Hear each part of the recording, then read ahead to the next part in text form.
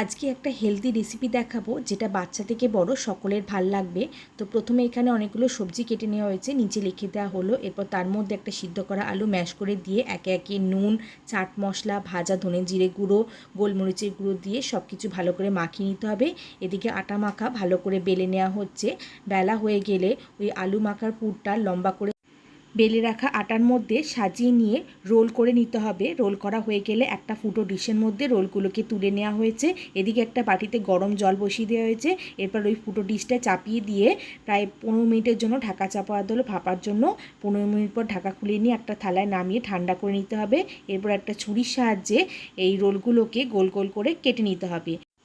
এরপর কড়াইতে অল্প সাদা তেল গরম করে নিয়ে তেলটা গরম হলে পিস করে কাটা রোলগুলোকে তেলের মধ্যে দিয়ে হালকা আঁচে এপিট ওপিট উল্টে ভেজে নিলেই রেসিপিটা তৈরি।